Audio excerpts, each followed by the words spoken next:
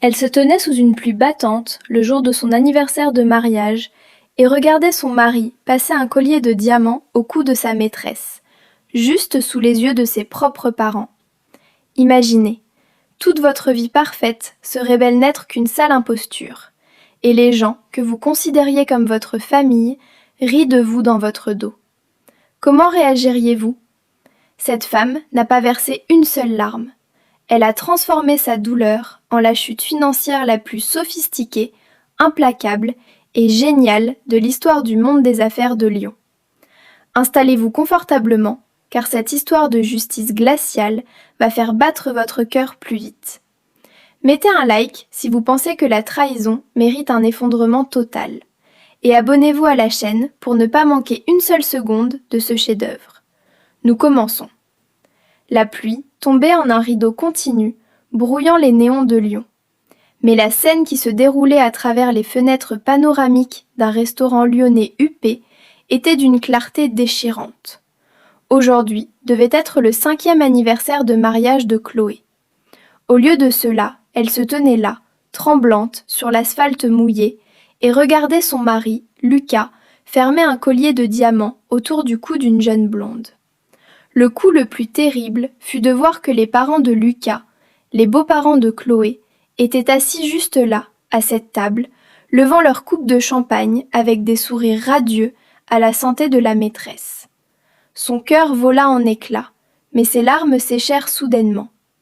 En cet instant froid et sombre, le chagrin s'évapora, ne laissant derrière lui qu'un désir de réparation absolu et implacable, aussi tranchant qu'une lame de rasoir. La relation de Chloé et Lucas avait toujours semblé impeccable de l'extérieur. Ils étaient ce couple que tout le monde prenait en exemple. Lucas occupait un poste de cadre supérieur dans une grande entreprise de logistique à la Part-Dieu, et Chloé s'était construit une carrière confortable et réussie en tant qu'architecte consultante indépendante. Ils vivaient dans une immense demeure dans les Monts d'Or, conduisaient des voitures impeccables et organisaient des dîners dont on parlait ensuite dans la presse locale. Mais derrière les portes massives en acajou et la pelouse parfaitement tondue, des fissures avaient commencé à apparaître il y a plus d'1 an. Tout a commencé par des changements à peine perceptibles. Le téléphone de Lucas, qu'il jetait autrefois nonchalamment sur l'îlot de la cuisine après le travail, était soudainement devenu le prolongement permanent de sa main. Il était toujours posé face contre table. Son mot de passe, qui pendant 4 longues années avait été la date de leur mariage, fut discrètement changé. Un soir, alors que Chloé lui posa la question en coupant des légumes pour le dîner, Lucas se contenta de rire, d'un rire bref et méprisant. « Politique de sécurité de l'entreprise, ma chérie, » dit-il sans la regarder dans les yeux. « Les informaticiens nous serrent la vis à tous en ce moment, tu n'as pas à t'inquiéter. » Chloé voulait le croire. De nature, elle était confiante, peut-être même trop. Mais son intuition, une petite sonnette d'alarme au fond de sa conscience, commença à sonner de manière monotone. La distance entre eux grandissait, se mesurant non pas en kilomètres, mais en dîners manqués, en week-ends annulés et en conversations émotionnellement vides. Les prétextes de Lucas étaient toujours en béton. Une crise soudaine dans la chaîne d'approvisionnement, un client important venu de Tokyo qu'il fallait divertir, une réunion d'urgence du conseil d'administration. Chloé se retrouvait de plus en plus souvent à dîner seule dans l'immense salle à manger, le silence de la maison lui pesant sur les épaules. Et puis il y avait sa belle-mère, Martine. Martine n'avait jamais vraiment caché son mépris pour Chloé. Pour Martine, une mondaine à la retraite qui mesurait la valeur d'une personne à son pédigré et à son héritage, Chloé, fille d'une institutrice et d'un mécanicien automobile, était une usurpatrice. Martine avait toujours rêvé que Lucas épouse quelqu'un de leur cercle privé, quelqu'un comme Manon, la fille d'un juge lyonnais influent. Dernièrement, les pics subtils de Martine s'étaient transformés en hostilités ouvertes. Lors des rares dîners de famille où Lucas était présent, Martine faisait des remarques acerbes sur la carrière de Chloé, sa cuisine et, le plus douloureux, sur leur absence d'enfant. « Lucas travaille si incroyablement dur », dit Martine lors d'un brunch dominical, sirotant son mimosa et regardant froidement Chloé. Quel dommage qu'il n'ait personne vers qui retourner dans un foyer vraiment bien tenu. Un homme de son statut a besoin d'une femme capable de faire de son héritage une priorité, pas de quelqu'un qui passe ses journées à gribouiller sur des plans. Lucas se contenta de picorer ses œufs brouillés dans son assiette, sans même tenter de défendre sa femme. Chloé ravala la boule qu'elle avait dans la gorge et s'excusa pour aller aux toilettes, retenir les larmes qui montaient. Le tournant se produisit 2 semaines avant leur 5e anniversaire. Chloé faisait la lessive, vérifiant les poches des vêtements de Lucas revenus du pressing. Ses doigts tombèrent sur un morceau de papier rigide dans la poche intérieure de sa veste gris anthracite. En le sortant, elle découvrit un reçu froissé d'une boutique de joaillerie de luxe du Printemps Lyon. La date remontait à 3 jours. Achat, un pendentif en platine avec un diamant taille-poire impeccable de 2 carats. Le prix fit vaciller Chloé. 20 000 €. Son cœur s'emballa. Notre anniversaire, pensa-t-elle, et une vague soudaine de culpabilité la submergea. Il a acheté ça pour notre anniversaire. J'ai été si paranoïaque, si méfiante, et lui, il prépare une surprise grandiose. Elle plia soigneusement le reçu et le remit dans la poche, se jurant mentalement de devenir une meilleure épouse, plus encourageante. Elle réserva une table intime aux chandelles à l'auberge du Fleuve, le restaurant exclusif de la presqu'île où ils avaient eu leur premier rendez-vous. Elle passa des heures à chercher la robe parfaite, une superbe nuisette en soie vert émeraude que Lucas avait toujours adorée. Elle avait même commandé son gâteau préféré, un fraisier, fait sur mesure et livré directement au restaurant. Elle était prête à appuyer sur le bouton de réinitialisation de leur mariage. Elle était prête à retomber amoureuse de lui. Elle ne se doutait pas qu'elle se préparait à son propre enterrement.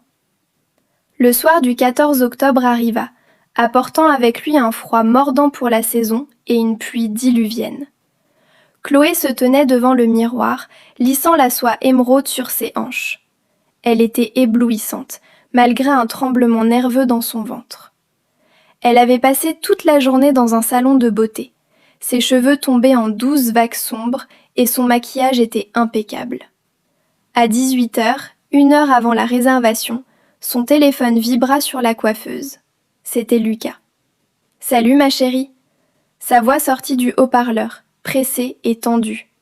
En arrière-plan, Chloé entendait le bruit étouffé des embouteillages et le hurlement des sirènes. « Salut !»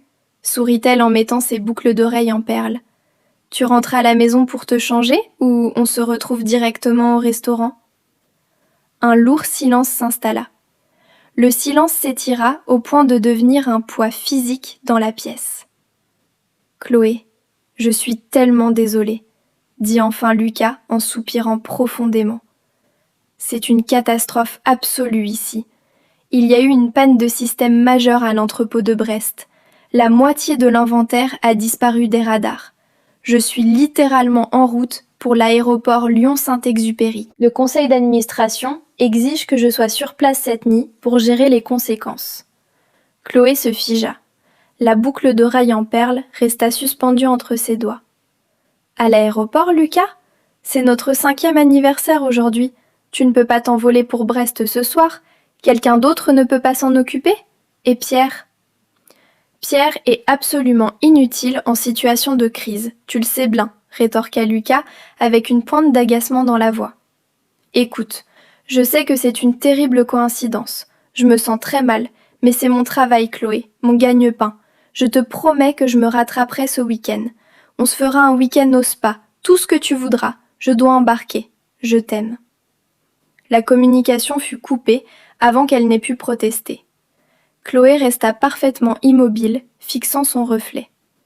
La femme radieuse dans le miroir lui parut soudain terriblement stupide, parée mais désirée par personne. Les larmes lui piquèrent les yeux, menaçant de gâcher son mascara. Elle sentit un vide profond et lancinant. Ce n'était pas seulement le dîner annulé, c'était la prise de conscience qu'elle ne serait jamais sa priorité. Elle resta assise sur le bord du lit pendant près de 20 minutes, hébétée, écoutant la pluie fouetter les vitres. Et puis, elle se souvint du gâteau. Le fraisier exclusif attendait dans la chambre froide de l'auberge du fleuve. Elle l'avait déjà payé une fortune, et il semblait tragiquement gaspilleur de le laisser là. Une soudaine étincelle de défi s'alluma dans sa poitrine. Elle n'allait pas rester à la maison à pleurer dans le noir. Elle irait au restaurant, récupérerait le gâteau, rentrerait à la maison, se verserait un immense verre de vin de Bourgogne et mangerait ce fichu gâteau toute seule. Elle attrapa son trench coat, les clés de sa voiture et sortit affronter la tempête. Le trajet vers le centre-ville fut épuisant. La pluie transformait les enseignes au néon et les feux arrière des voitures en une bouillie rouge et jaune. Quand elle arriva enfin devant le voiturier de l'auberge du fleuve, elle se sentait complètement vidée. Laissant sa voiture, elle poussa les lourdes portes en chêne. Le restaurant était chaleureux, embaumant la truffe coûteuse, l'ail rôti et le vin de grand cru. Elle s'approcha du comptoir d'accueil, secouant les gouttes de son manteau. « Bonsoir », dit Chloé à la jeune femme, forçant un sourire. « Je suis Chloé Moreau. J'avais une réservation pour 2, mais mon mari a eu une urgence au travail. Je dois juste récupérer le gâteau qui a été commandé pour notre table. » L'hôtesse tapota sur son iPad, fronçant légèrement les sourcils. « Moreau, laissez-moi voir. »« Ah oui, le fraisier. » Elle leva les yeux, légèrement perplexe. « Mais madame, vos invités sont déjà là ?» Chloé cessa de respirer. « Mes invités ?» ?»« Oui. » L'hôtesse sourit chaleureusement, ne remarquant absolument pas le sang se glacer dans les veines de Chloé. « Dans le salon privé au bout du couloir, le salon Bordeaux. Monsieur est arrivé il y a environ 20 minutes avec ses invités. Je vous y conduis ?» Le cerveau de Chloé tourbillonnait. Des invités ? Lucas était censé être dans un avion pour Brest. « Non, » parvint-elle à murmurer. Sa gorge était soudainement sèche. « Non merci, je connais le chemin. Je vais juste leur faire une surprise. » Elle se détourna du comptoir, sentant ses jambes devenir lourdes comme du plomb. Le salon Bordeaux se trouvait tout au fond du restaurant, au bout d'un couloir faiblement éclairé et tapissé. C'était un espace exclusif, isolé par de lourdes portes en chêne avec des panneaux de verre, maintenant dissimulés par d'épais stores vénitiens. À mesure qu'elle avançait dans le couloir, le bruit de fond de la salle principale s'estompait. Elle entendait un doux murmure de conversation et de rire provenant de derrière les portes en chêne. « C'est une fête surprise », murmura son cœur fragile et désespéré. « Il a inventé le voyage à Brest, il a invité nos amis, c'est une grande mise en scène romantique. » Mais en s'approchant de la porte, elle reconnut un rire aigu, sec et aristocratique.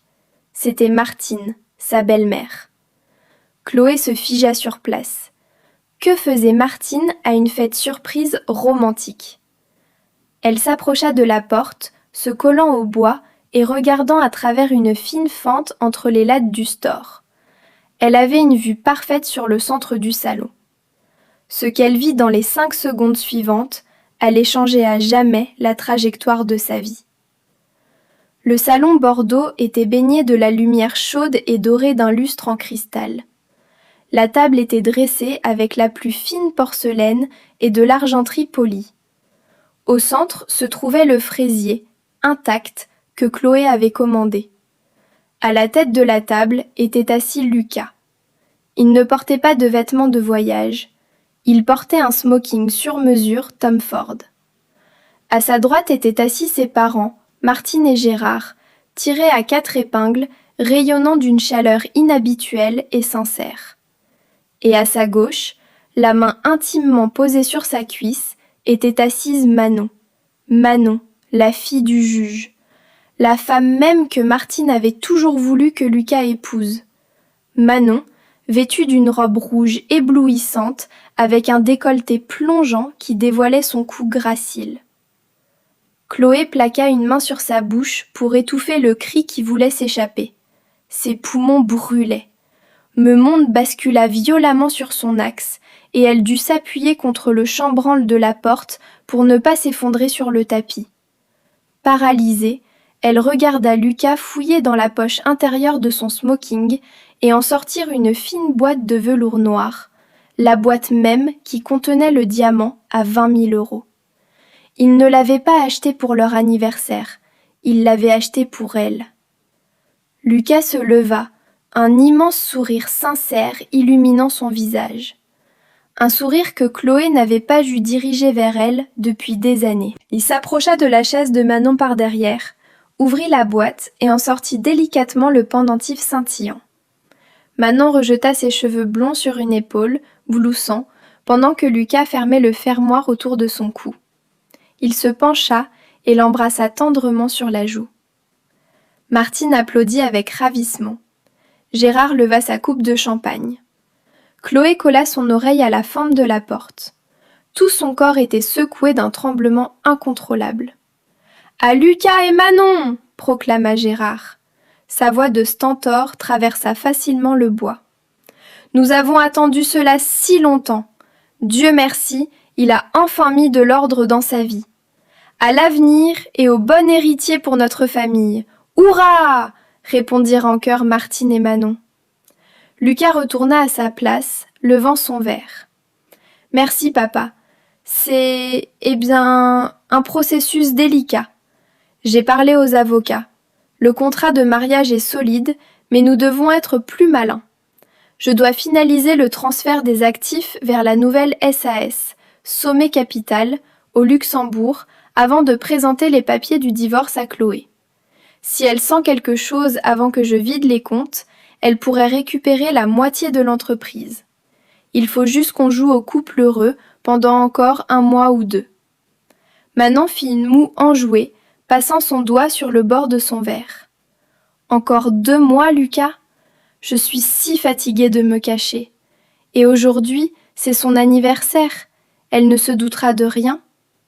Lucas ricana en prenant une gorgée. Chloé, s'il te plaît, elle est complètement aveugle. Je lui ai dit que les serveurs de Brest avaient planté et elle a tout gobé.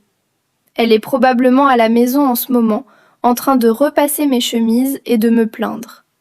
Elle n'est pas, pour ainsi dire, le couteau le plus aiguisé du tiroir quand il s'agit d'affaires. Ne t'inquiète pas, ma chérie. D'ici Noël, elle sera hors de la maison et il ne restera plus que nous. Martine se pencha en avant. Un sourire mauvais jouait sur ses lèvres. Je te l'ai dit il y a 5 ans, Lucas. On ne fait pas d'une paysanne une reine. Elle était une erreur. Mais maintenant, tu corriges le tir, et c'est tout ce qui compte.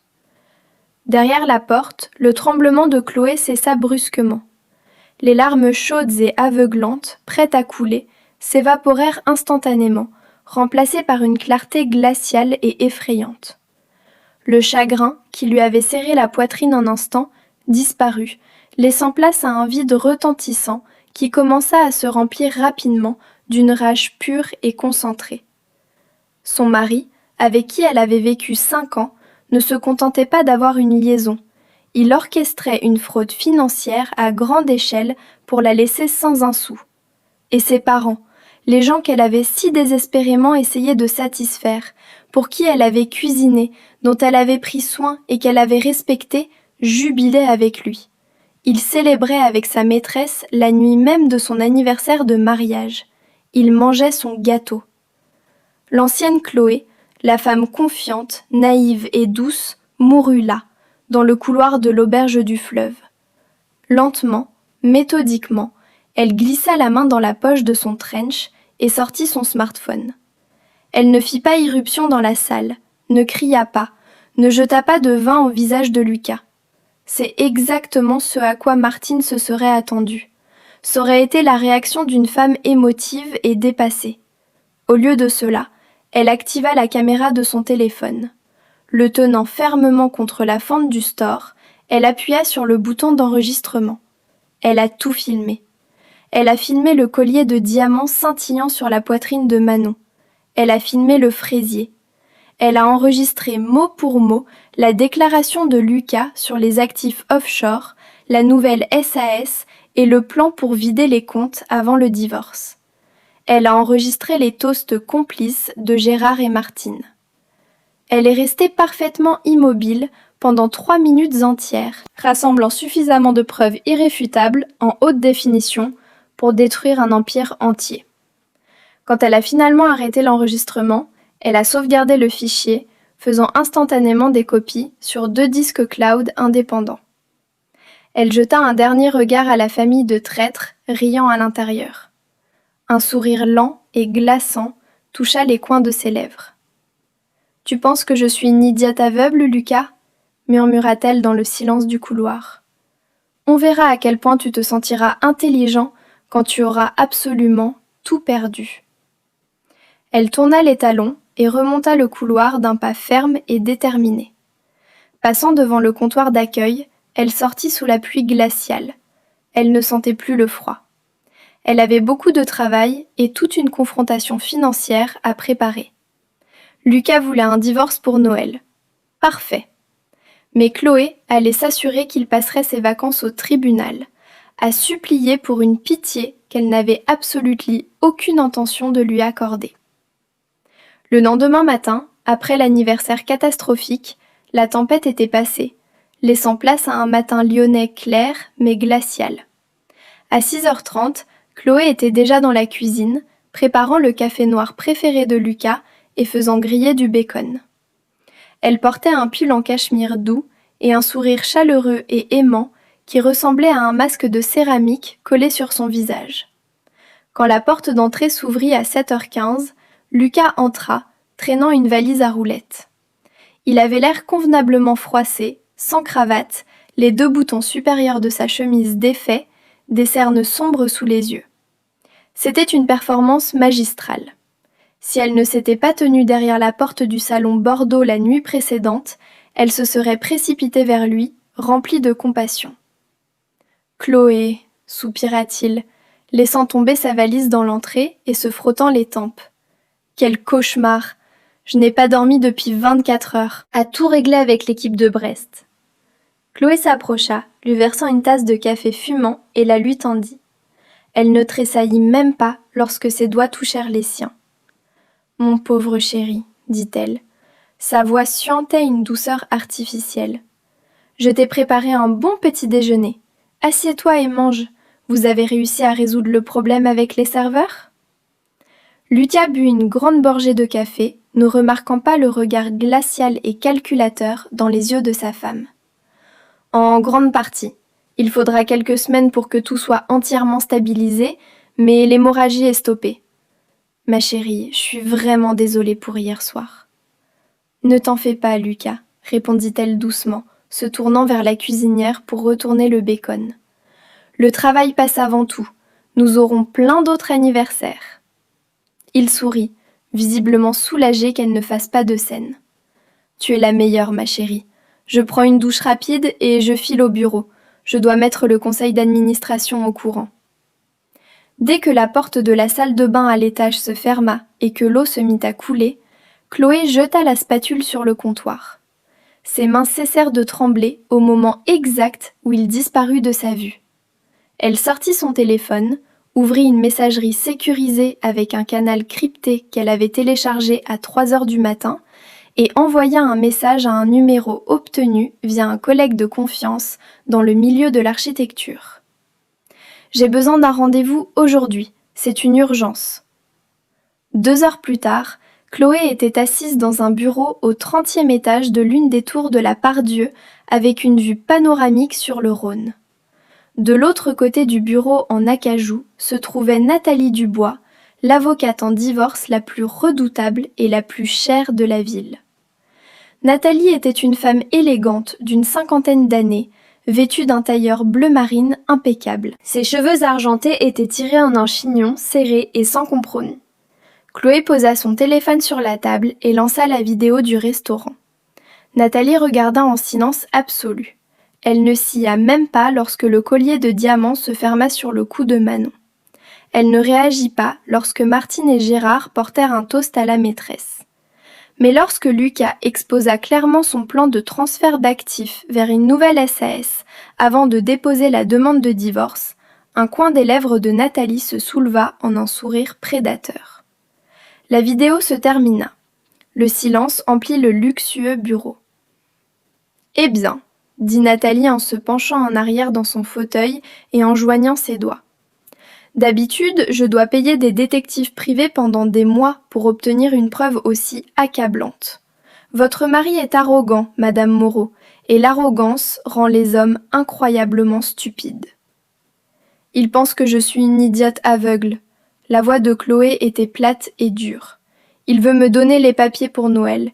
Il transfère notre argent sur un compte au Luxembourg via une nouvelle société écran. Je dois savoir comment l'arrêter. Nous n'allons pas simplement l'arrêter, Chloé, la corrigea Nathalie, une lueur de combativité dans les yeux. Nous allons le laisser croire qu'il gagne. Nous allons le laisser creuser un trou si profond qu'il ne pourra jamais en sortir. Au moment où il transfère des biens matrimoniaux vers une société cachée avec l'intention clairement enregistrée de vous frauder dans le processus de divorce, il n'est plus seulement un mari infidèle. Il commet un acte illégal. Si nous jouons bien nos cartes, vous n'obtiendrez pas la moitié. Vous obtiendrez la maison, les liquidités, sa participation dans l'entreprise de logistique. Le juge sera sans pitié avec lui. Chloé sentit un frisson électrique de triomphe parcourir son échine. Qu'est-ce que je dois faire ? Il me faut le nom de cette SAS, les numéros de compte et les détails des virements, ordonna Nathalie en lui tendant un bloc-notes juridique. Pour l'instant, nous n'avons que son intention verbale. Il me faut une trace numérique et papier, avant de faire tomber le couperet. Pouvez-vous accéder à son bureau, à la maison, à son ordinateur portable personnel ? Il a changé le mot de passe de son téléphone, avoua Chloé en fronçant les sourcils. Et son ordinateur portable professionnel est toujours enfermé dans sa mallette. Mais il a un bureau à la maison. Il y a un petit coffre-fort mural derrière un tableau. Oui, c'est un cliché, je sais. Il pense que je ne connais pas la combinaison, mais je l'ai vu dans le reflet d'un miroir il y a 3 ans. C'est l'anniversaire de sa mère. Nathalie haussa un sourcil, impressionnée. Excellent. Entrez dans ce coffre-fort. Photographiez chaque document, chaque livre de compte, chaque bout de papier. Ne prenez rien. Laissez tout exactement comme c'était. Nous devons agir de manière tout à fait naturelle. Pensez-vous pouvoir jouer le rôle de l'épouse aimante et ignorante pendant encore 1 mois ? Chloé se souvint du mensonge épuisé de Lucas le matin même. Elle se souvint du rire malveillant de Martine. « Nathalie, dit froidement Chloé, je vais livrer la performance de ma vie. » Au cours des 3 semaines suivantes, Chloé fut un modèle d'épouse dévouée. Elle préparait des dîners somptueux, repassait les chemises de Lucas avec un soin maniaque et accepta même d'organiser un brunch dominical pour Martine et Gérard, supportant leurs insultes passives-agressives avec un sourire léger et détaché. Ce dimanche-là, Martine entra dans la maison de Chloé, inspectant méticuleusement les plaintes à la recherche de poussière. « Tu sais, Chloé, » lança Martine avec mépris par-dessus son verre de mimosa. « Manon, la fille du juge, a récemment organisé un gala de charité pour l'orchestre philharmonique. Plus de 500 invités. Voilà une femme qui comprend vraiment comment soutenir la haute société. Non pas que tes petits projets de construction manquent d'un certain charme provincial. » Chloé se contenta de sourire, resservant du champagne à Martine. « Manon semble être une personne incroyablement talentueuse, Martine. Je suis sûre qu'elle a un avenir très brillant. » Lucas s'étouffa légèrement avec son bacon, jetant un regard rapide et paranoïaque à Chloé, mais son visage exprimait une innocence absolue. La panique dans ses yeux était tout simplement délicieuse. En coulisses, cependant, Chloé agissait comme une agente secrète en mission. Accéder au coffre-fort fut d'une simplicité déconcertante. Un mardi, alors que Lucas était à un dîner tardif avec un client, ce qui, Chloé le savait maintenant, était un nom de code pour l'appartement de Manon en centre-ville, elle se glissa dans son bureau.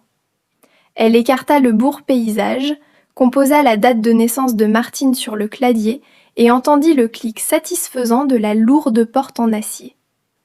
À l'intérieur, elle trouva ce qu'elle cherchait.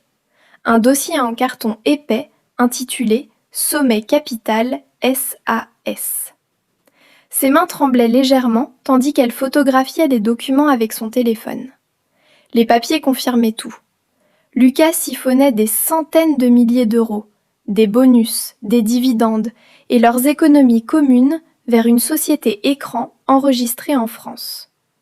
De là, l'argent était transféré vers un compte offshore au Luxembourg. Mais il y avait un problème. Les documents dans le coffre ne montraient que les transferts internes. Pour refermer définitivement le piège, Nathalie avait besoin des numéros de compte offshore et des preuves de virement numériques. Celles-ci étaient stockées uniquement sur le téléphone de Lucas et son ordinateur portable verrouillé. Chloé avait besoin d'un cheval de Troie. Elle contacta un vieil ami d'université, Julien, qui dirigeait maintenant une société de cybersécurité d'élite. Elle ne lui raconta pas toute l'histoire, seulement qu'elle était bloquée hors d'un de leurs comptes communs et qu'elle avait besoin d'un moyen discret de contourner le mot de passe sur un appareil partagé. Julien, sentant l'urgence, lui envoya par livraison express de Nîmes un minuscule appareil d'apparence inoffensive qui ressemblait à un câble de charge de téléphone standard. « C'est un récupérateur de données », expliqua Julien sur une ligne sécurisée. « Branche-le sur une prise et connecte son téléphone dessus. Il chargera l'appareil normalement, mais une micropuce à l'intérieur du câble clonera une sauvegarde et enregistrera les frappes du clavier lors de la saisie du mot de passe. Cela prendra environ 10 minutes. L'important est de s'assurer qu'il ne le débranche pas avant. » L'occasion se présenta le jeudi soir. Lucas rentra à la maison en se plaignant d'une terrible migraine. Il jeta son téléphone sur la table de la cuisine et annonça qu'il allait prendre une longue douche chaude. « Laisse-moi te faire couler un bain », proposa Chloé, jouant le rôle de l'épouse attentionnée. « Et je mettrai ton téléphone à charger dans la chambre pour qu'il soit plein pour demain. »« Merci ma chérie, » marmonna-t-il en se frottant les yeux. « Tu es un ange. » Dès que Lucas monta péniblement à l'étage, Chloé se précipita dans la chambre. Elle remplaça son cordon habituel par le câble piraté de Julien, le branchant dans la prise derrière la table de chevet. Elle connecta le téléphone de Lucas. Une minuscule lumière verte, à peine visible, se mit à clignoter à la base du fil, signalant que le transfert de données avait commencé.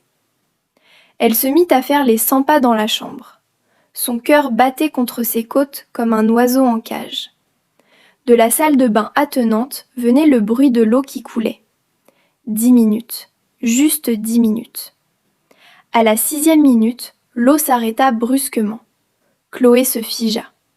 Elle entendit le grincement de la porte vitrée de la douche qui s'ouvrait. « Chloé !» cria Lucas. Sa voix résonna dans la salle de bain carrelée. « Tu as sorti des serviettes propres du placard ?» Une panique éclata dans sa poitrine.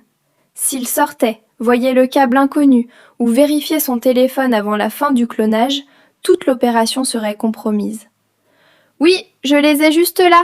cria-t-elle en retour. Elle attrapa une serviette sur le lit et se jeta littéralement vers la porte de la salle de bain au moment même où un Lucas trempé en sortait. Elle lui jeta la serviette sur les épaules, lui barrant physiquement la vue de la table de chevet. « Tu vas prendre froid !» roucoula-t-elle en lui frottant vigoureusement les bras. « Habille-toi vite, je vais te réchauffer de la soupe. »« Merci, » marmonna-t-il, les dents claquant. Elle resta là encore 3 minutes angoissantes, bavardant de tout et de rien, jusqu'à ce qu'elle voie du coin de l'œil la petite lumière verte du chargeur clignoter 2 fois et s'éteindre. Le transfert était terminé. « Je descends, » dit Lucas en se tournant vers le lit. Chloé passa rapidement devant lui, débranchant nonchalamment le téléphone de la prise et le tendant à son mari, tout en cachant le câble piraté dans la poche de son cardigan. « Voilà, ton téléphone est chargé à 100%. » Cette nuit-là, tandis que Lucas dormait profondément à côté d'elle, rêvant de sa nouvelle vie avec Manon, Chloé était assise dans son bureau au rez-de-chaussée. Elle connecta le câble récupérateur à son ordinateur portable. En quelques minutes, elle obtint un accès complet à l'appareil cloné. Elle contourna le mot de passe grâce aux frappes enregistrées et ouvrit l'application bancaire sécurisée de Lucas. Et voilà, le compte offshore au Luxembourg, les coordonnées de routage et le solde exact. 1,1 million d'euros. De l'argent qui, légalement, leur appartenait à tous les deux. De l'argent qu'il avait siphonné au cours des 14 derniers mois. Elle transmit tout le dossier numérique à Nathalie Dubois. Le lendemain matin, Nathalie l'appela. « Nous le tenons, Chloé. Échec et mat. Je peux préparer les assignations aujourd'hui et nous lui signifierons l'acte lundi. Nous gèlerons ses actifs avant même qu'il ne comprenne ce qui se passe. » « Non, » dit Chloé, regardant par la fenêtre de la cuisine la pelouse couverte de givre. « Non ?» répéta Nathalie confuse. « Chloé, si nous attendons, il y a un risque. »« Je n'attends pas par indécision, Nathalie, » l'interrompit Chloé. Et sa voix avait une note sombre et venimeuse d'anticipation. L'entreprise de logistique de Lucas organise son gala d'hiver annuel vendredi prochain. C'est leur plus grand événement d'entreprise de l'année.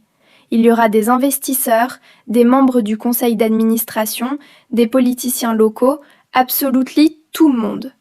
Lucas m'a dit hier qu'il ne voulait pas que j'y aille.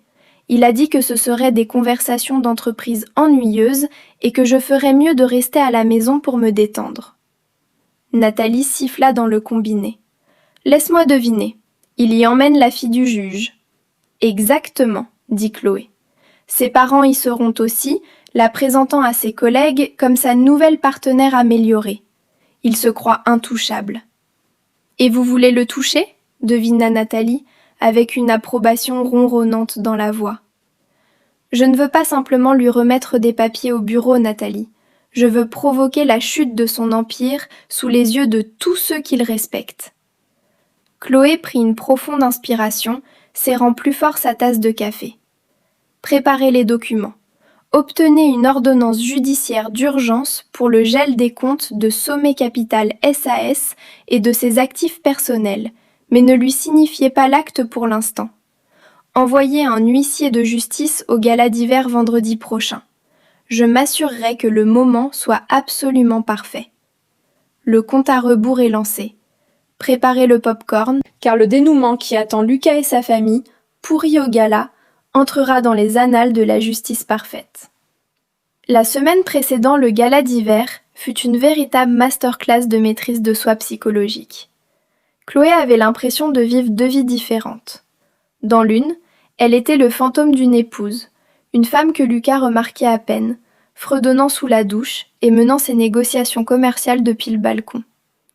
Dans l'autre, elle était une générale dans une salle de guerre, coordonnant ses actions avec Nathalie et Julien pour s'assurer que chaque mine numérique et juridique était armée et prête à exploser. L'arrogance de Lucas atteignit son paroxysme. Il devint négligent, enhardi par la certitude enivrante qu'il n'était qu'à quelques semaines d'un nouveau départ à plusieurs millions d'euros avec Manon. Il cessa de dissimuler l'odeur de parfum étranger sur ses cols de chemise. Il cessa presque d'inventer des excuses complexes pour ses retours tardifs, se contentant souvent d'un distrait « ne m'attends pas » avant de disparaître dans la brume lyonnaise.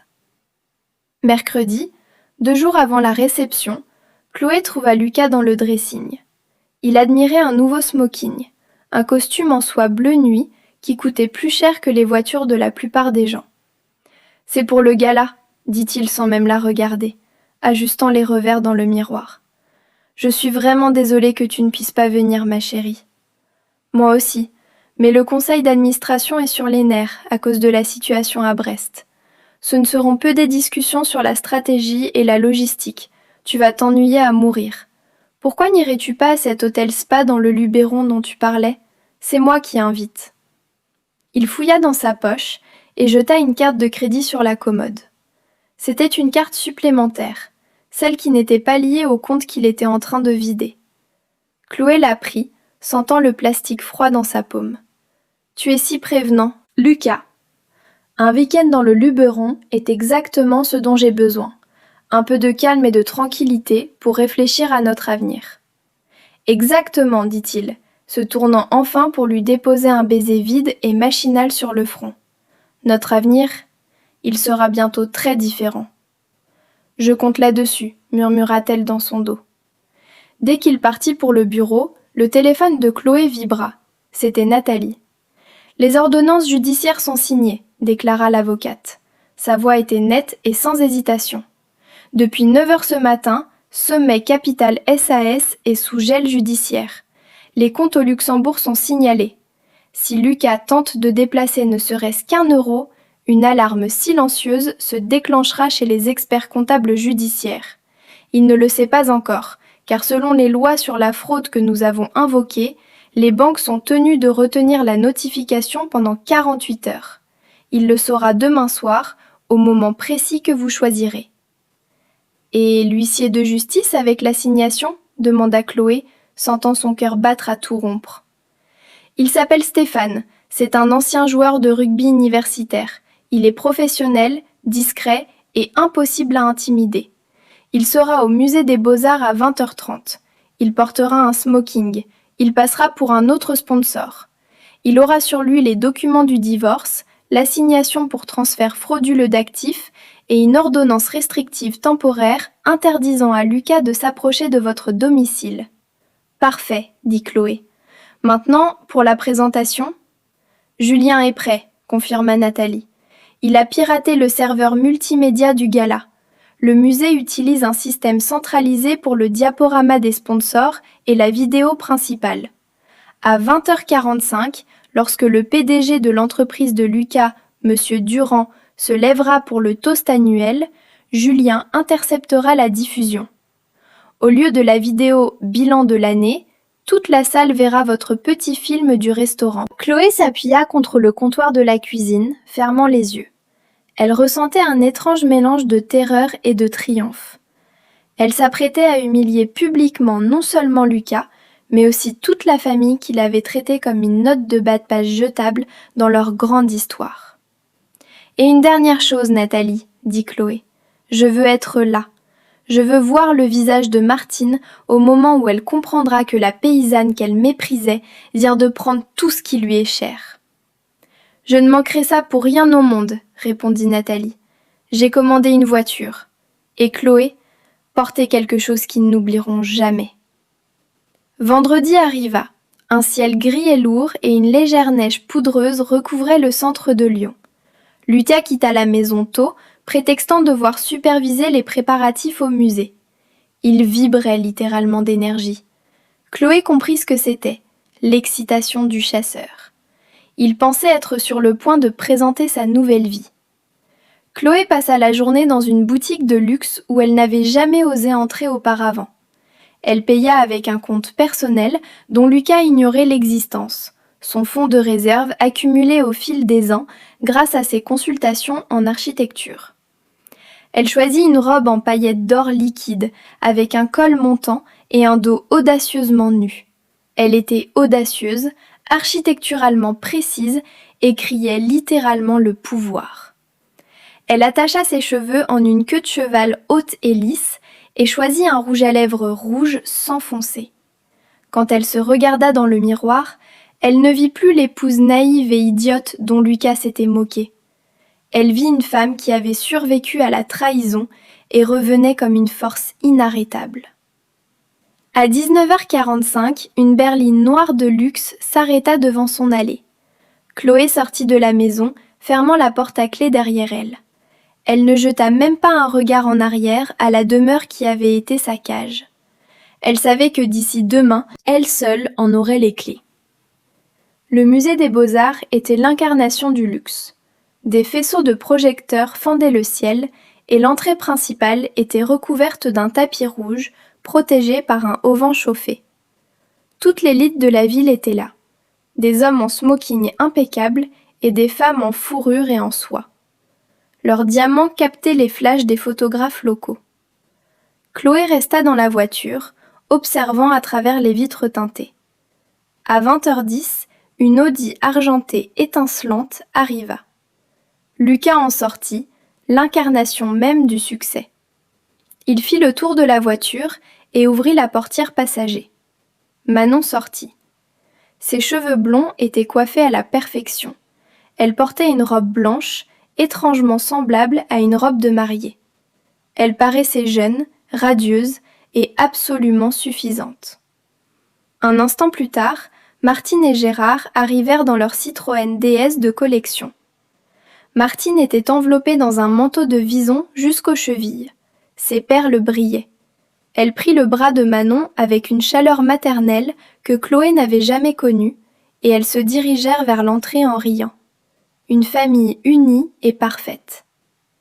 Chloé sentit la piqûre familière du rejet, mais elle fut immédiatement suivie d'une concentration glaciale et aiguisée. « Allons-y », ordonna-t-elle au chauffeur.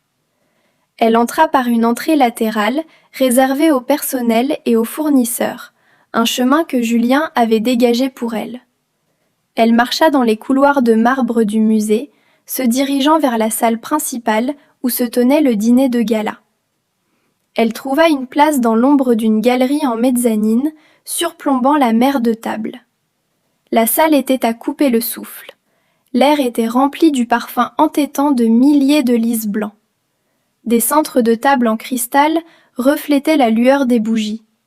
À la table d'honneur siégeait le conseil d'administration de l'entreprise, y compris le PDG, Monsieur Durand, un homme qui, dans sa culture d'entreprise, valorisait par-dessus tout l'intégrité et les valeurs familiales.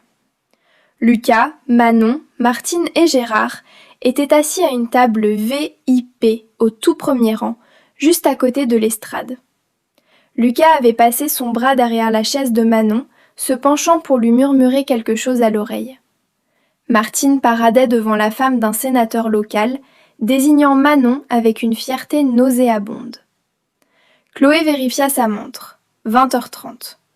En bas, près du bar, elle aperçut un homme grand et large d'épaules en smoking. Il tenait un fin dossier en cuir.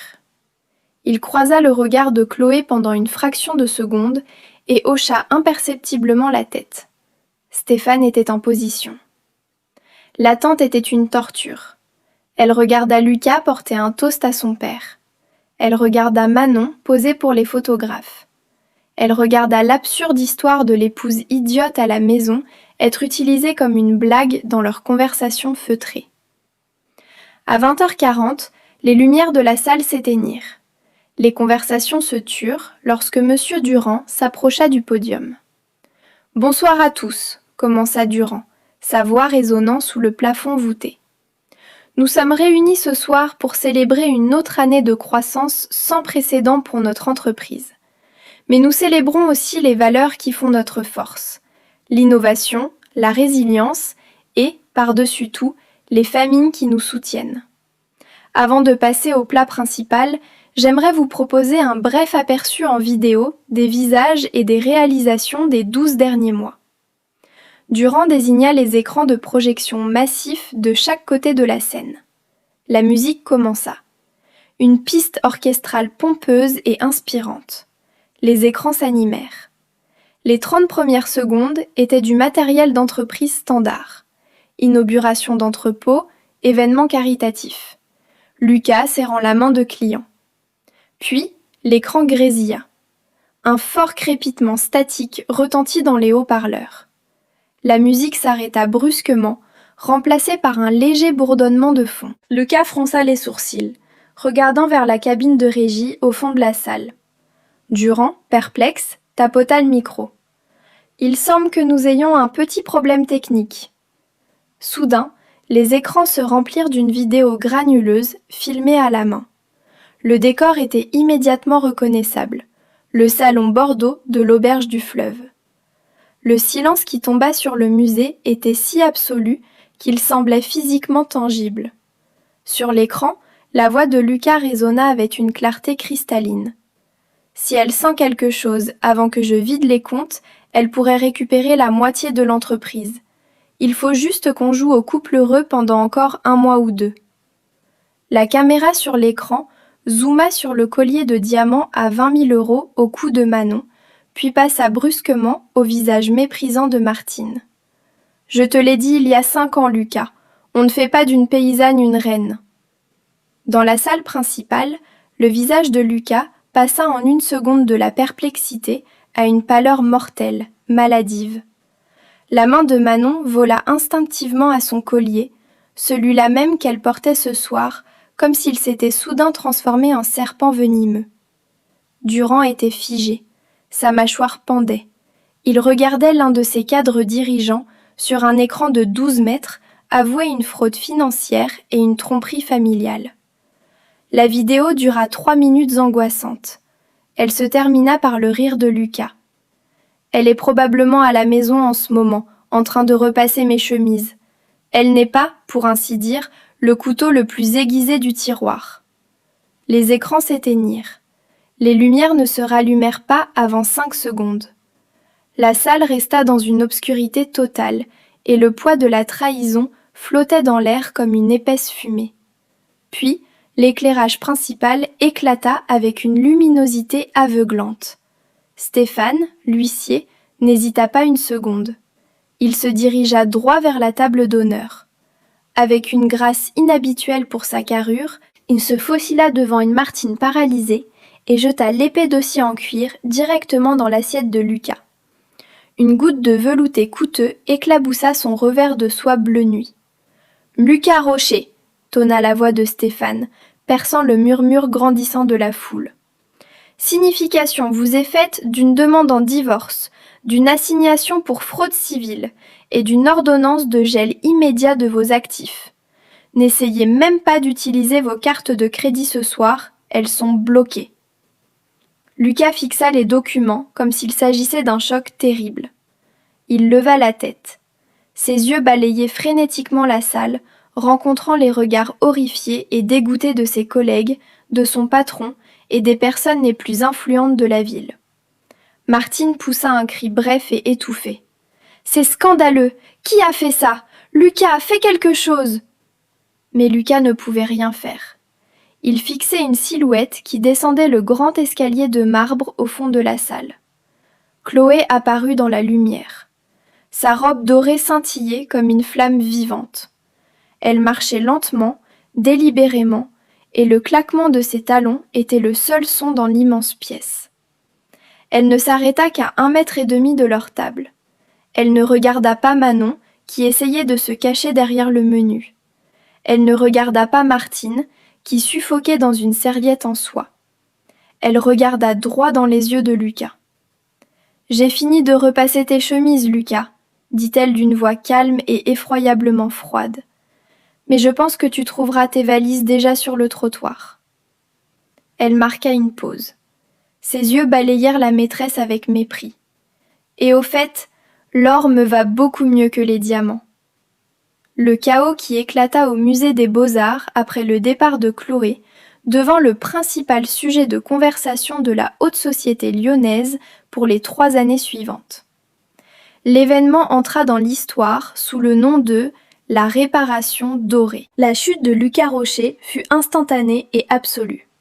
Monsieur Durand, un homme qui avait bâti sa réputation sur une intégrité sans faille, licencia Lucas avant même la fin officielle du gala.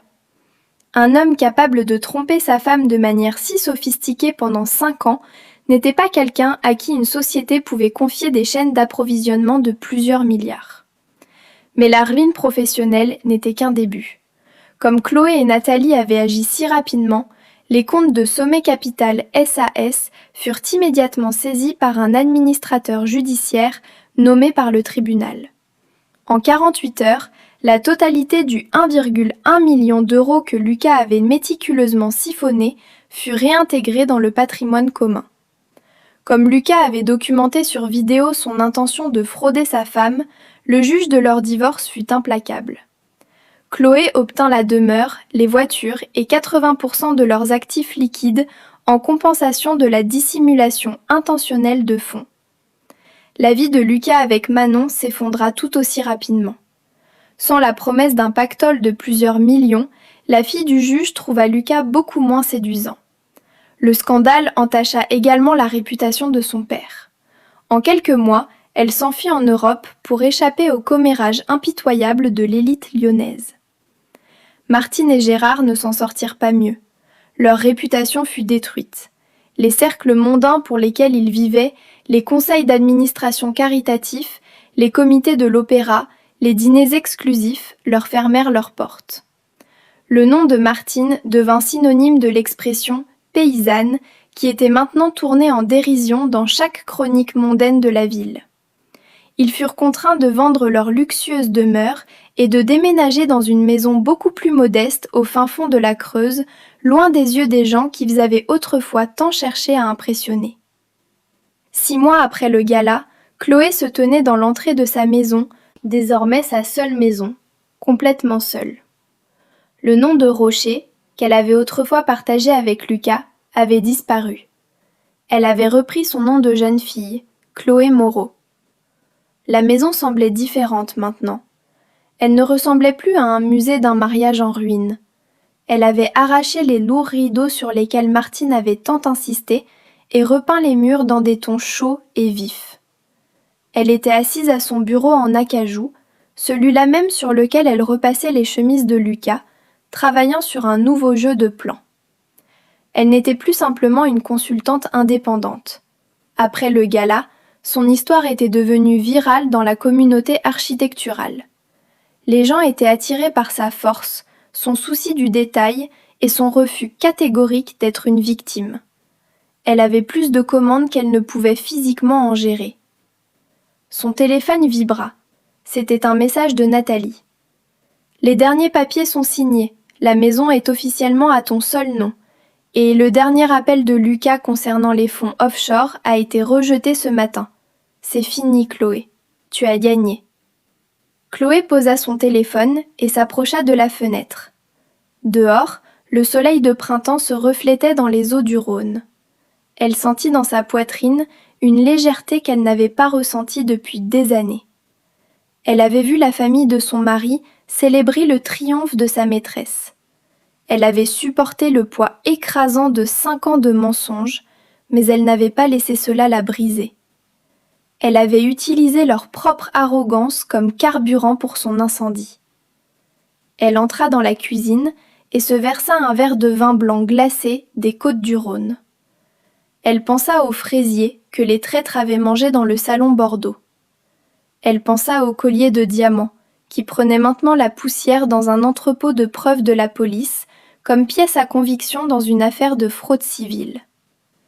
Elle leva son verre, regardant son reflet dans la vitre assombrie de la fenêtre. « À l'avenir », murmura-t-elle, répétant exactement le toast de Lucas lors de cette nuit fatidique, et à la femme qui a eu l'intelligence de le construire pour elle-même.